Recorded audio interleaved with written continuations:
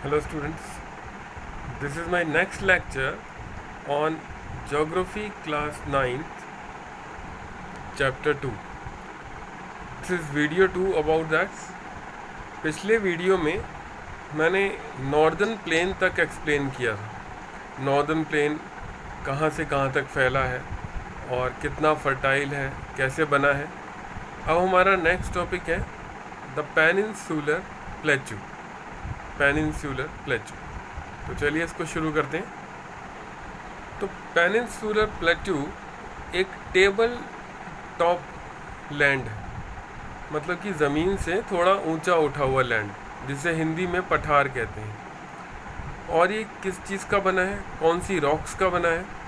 तो ये बना है इग्नियस एंड मेटामॉर्फिक रॉक्स का। इसका इतिहास बहुत पुराना है पेनिनसुलर प्लेट्यू का। ये हिस्सा है गोंडवाना लैंड का। जब गोंडवाना लैंड से अलग अलग हुए थे सारे कंट्रीज़, तो ये भी एक उसका हिस्सा है छोटा सा। तो गोंडवाना लैंड जब टूट गया था, तो उसकी ड्रिफ्टिंग की वजह से, यानी कि शिफ्टिंग की वजह से और ब्रेकिंग की वजह से ये पेनिनसुलर प्लेट्यू बना है। अब इस प्लेट्यू में क्या देखने को मिलेगा आपको? इसमें ब्रॉड एंड शैलो वैलीज़ मिलेंगी आपको और राउंडेड हिल्स देखने को मिलेंगी। ब्रॉड एंड शैलो मतलब चौड़ी और कम गहरी घाटियां हैं इसमें, और राउंड शेप की हिल्स हैं, छोटी छोटी पहाड़ियां हैं इसके अंदर, ज़्यादा ऊंचे पहाड़ इसमें नहीं हैं। अब इस पेनिनसुलर प्लेट्यू के दो पार्ट हैं। तो there are two parts of this peninsular plateau. The one is central highlands and other is Deccan plateau. तो हम एक एक करके इनके बारे में जानेंगे कि सेंट्रल हाईलैंड्स किस किस से घिरा है, कहाँ पर है, और डेक्कन प्लेट्यू कहाँ पर है। तो पहले सेंट्रल हाईलैंड्स की बात करते हैं।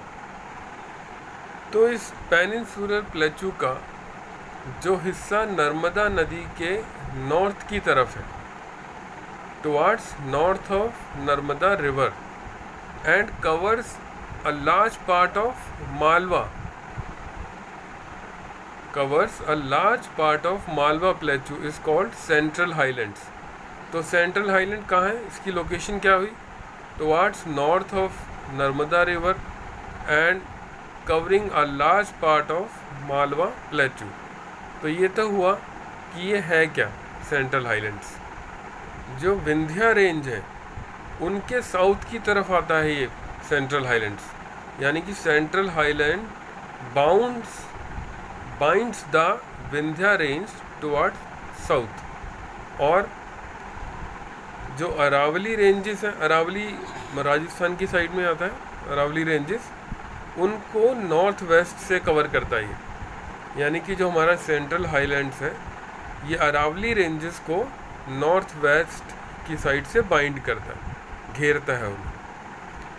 अब इसके बाद अगर आप और वेस्ट की तरफ चले जाएंगे सेंट्रल हाईलैंड्स के, तो क्या शुरू हो जाएगा? जो राजस्थान का सैंडी एरिया है, यानी कि सैंड के माउंटेन्स वगैरह, वो सब शुरू हो जाते हैं। तो धीरे धीरे सेंट्रल हाईलैंड्स और वेस्ट की तरफ जाने से कहाँ मर्ज हो जाते हैं? राजस्थान के सैंडी डेजर्ट में, सैंडी और रॉकी डेजर्ट में। अब इन सेंट्रल हाईलैंड में कुछ रिवर्स भी फ्लो करती हैं, उनके नाम भी जान लीजिए कौन कौन सी हैं। Chambal, Betwa, Sindh and Ken. I repeat, Chambal, Betwa, Sindh and can. ये चारों रिवर्स किसका पार्ट है, कहाँ से निकलती हैं? सेंट्रल हाईलैंड्स में से। तो ये चारों नदियाँ इस एरिया को ड्रेन करती हैं, यानी कि यहाँ अपना पानी देती हैं। और इनके डायरेक्शन की बात करते हैं कि ये रिवर इस सेंट्रल हाईलैंड्स में किस डायरेक्शन से किस डायरेक्शन की तरफ जाती हैं, ये भी एग्जाम में आ सकता है। तो वो डायरेक्शन है south west to north east, यानी साउथ वेस्ट से नॉर्थ ईस्ट की तरफ ये नदियाँ बहती हैं। और इससे हमें इसके स्लोप का पता लग जाता है। तो सेंट्रल हाईलैंड के स्लोप का पता लगाने में ये चारों नदियाँ हमारी सहायक हैं। ये हेल्प करती हैं कि इसका झुकाव किस तरफ है। और ये सेंट्रल हाईलैंड्स ब्रॉड हैं वेस्ट की तरफ, यानी कि वेस्ट में ये थोड़े चौड़े हैं और ईस्ट की तरफ नैरो होंगे। यानी कि जैसे जैसे आप सेंट्रल हाईलैंड्स में ईस्ट की तरफ जाएंगे, as you move towards east in central highlands they will become narrow, तो ये नैरो होते जाएंगे। अब इस प्लेचू की जो ईस्ट वार्ड एक्सटेंशन है, यानी कि और अब अगर आप ईस्ट में आगे जाएंगे तो इसमें दो नाम आते हैं जो इसमें मर्ज हो जाते हैं सेंट्रल हाईलैंड्स में। वो दो नाम है बुंदेलखंड एंड बघेलखंड। ये उनके लोकल नेम है उस एरिया के, यानी कि ईस्ट में सेंट्रल हाईलैंड्स कहाँ मर्ज होते हैं जाकर, किस तरफ, बुंदेलखंड एंड बघेलखंड। ये दोनों नाम भी इम्पॉर्टेंट है, इनको भी आप नोट कर सकते हैं कि where do these central highland merge towards east, तो they merge in Bundelkhand and Baghelkhand. और इसके बाद भी और आगे अगर ईस्ट में जाएंगे तो शुरू हो जाता है छोटा नागपुर प्लेचू, यानी कि सेंट्रल हाईलैंड्स के बिल्कुल ईस्ट में छोटा नागपुर प्लेचू आता है, और जिसको पानी मिलता है दामोदर रिवर से, यानी कि दामोदर रिवर ड्रेन्स छोटा Nagpur plateau which is towards east of central highlands. तो ये तो हुआ इस पेनिनसुलर प्लेचू का एक हिस्सा सेंट्रल हाईलैंड। अब बारी है दूसरे पार्ट की एक्सप्लेनेशन की, जो है डेक्कन प्लेचू। अब डेक्कन प्लेचू के बारे में आपको मैं बताने जा रहा हूँ। तो डेक्कन प्लेचू एक ट्रायंगुलर शेप क्या है, मैदान टाइप का है, मतलब ज़मीन है एक ट्रायंगुलर शेप में, और ये नर्मदा नदी के दक्षिण यानी साउथ की ओर आता है, यानी कि Deccan plateau lies towards south of Narmada river and it is triangular in shape. और डेक्कन प्लेचू का जो नॉर्थ ब्रॉड हिस्सा था उसको किसने फ्लैंक किया, फ्लैंक मतलब जिसको काटा, वो है सतपुड़ा रेंजेस, यानी कि डेक्कन प्लेचू के नॉर्थ में सतपुड़ा रेंजेस हैं। तो डेक्कन प्लेचू का जो ब्रॉड नैरो हिस्सा है उस तरफ उसको काट दिया गया है सतपुड़ा रेंजेस के द्वारा। सतपुड़ा रेंजेस एक पहाड़ों की श्रृंखला है, पर्वत श्रृंखला है, नथिंग एल्स। अब इसके बाद अगर आप पूर्व में चले जाएंगे यानी ईस्ट की तरफ जाएंगे डेक्कन प्लेचू के, तो क्या मिलेगा वहाँ पर, वो मैं आपको बताने जा रहा हूँ। तो डेक्कन प्लेचू के ईस्ट की तरफ आपको कुछ पहाड़ियाँ या पहाड़ मिलेंगे जिनके नाम हैं Mahadev hills, Kaimur hills and Maikal ranges, MAIKAL, Maikal ranges. I repeat the three names, Mahadev hills, Kaimur KAIMUR, Kaimur hills and Maikal ranges. Deccan plateau अपने वेस्ट की तरफ थोड़ा हाई है, यानी कि डेक्कन प्लेचू में अगर आप इसके वेस्ट में जाते हैं तो वो थोड़ा हायर एरिया है एज़ कम्पेयर टू ईस्ट। तो इससे हमें इसके स्लोप का पता लगता है, यानी कि डेक्कन प्लेचू का स्लोप हुआ वेस्ट टू ईस्ट, उसका झुकाव है वेस्ट से ईस्ट की तरफ, यानी कि पश्चिम से पूर्व की ओर। अब डेक्कन प्लेचू का भी एक्सटेंशन है।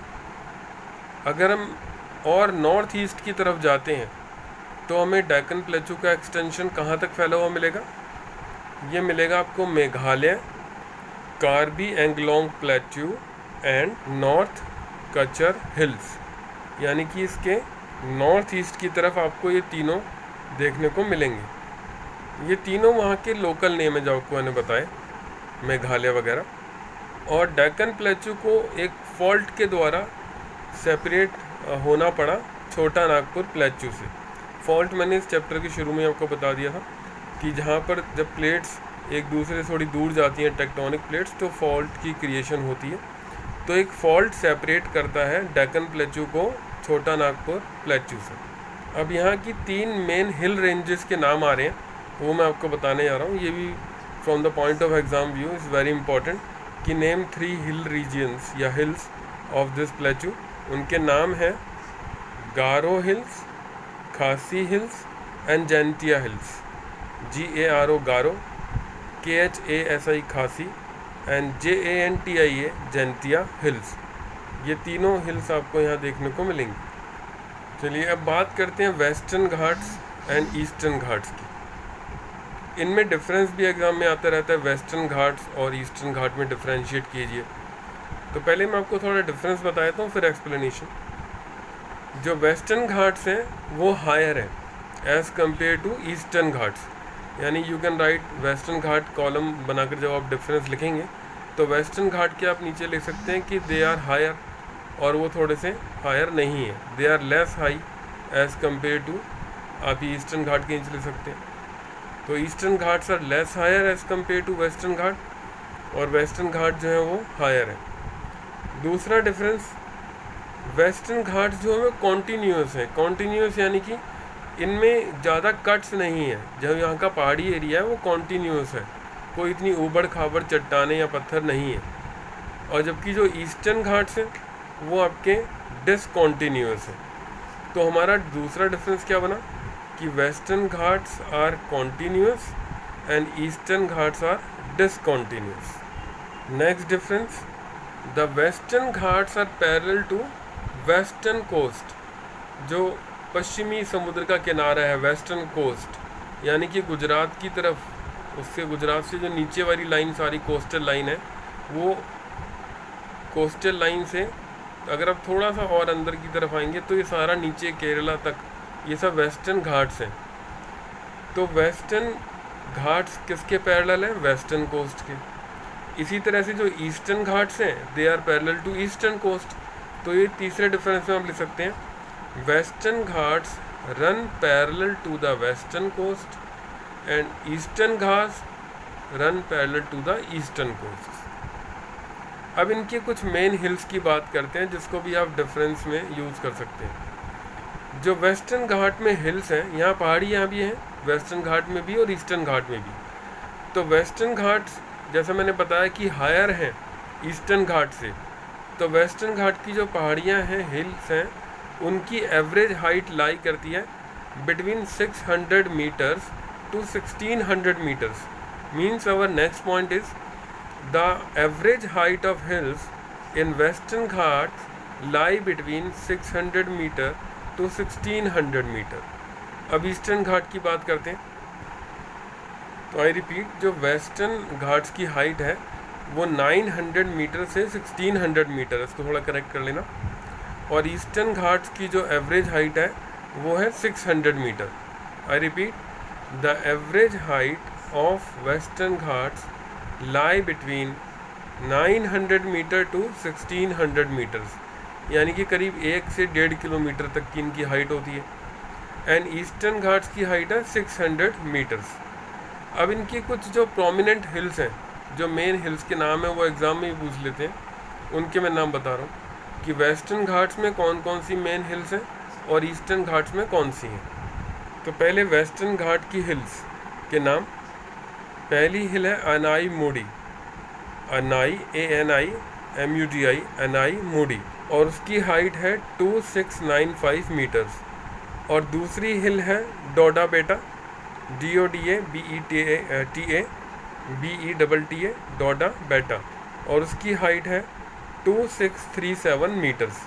तो ये तो मेन हिल्स हुई वेस्टर्न घाट्स की। अब ईस्टर्न घाट्स की मेन हिल्स वो है महेंद्रगिरी, और जिसकी हाइट है 1501 मीटर्स, यानी कि 1501 मीटर। तो ये एक हिल है मेन, कहाँ पर? ईस्टर्न घाट में। इसके अलावा Shevaroy hills and Jawadi hills भी हैं ईस्टर्न घाट में। Shevaroy hills and Jawadi hills, JAVADI। तो ये आपको ईस्टर्न घाट में भी हिल्स देखने को मिलेंगी। अच्छा, वेस्टर्न घाट के बारे में कुछ इम्पोर्टेंट बात कि जो वेस्टर्न घाट्स हैं ये ऑरियोग्राफिक रेनफॉल करवाते हैं। अब ऑरियोग्राफिक क्या होता है?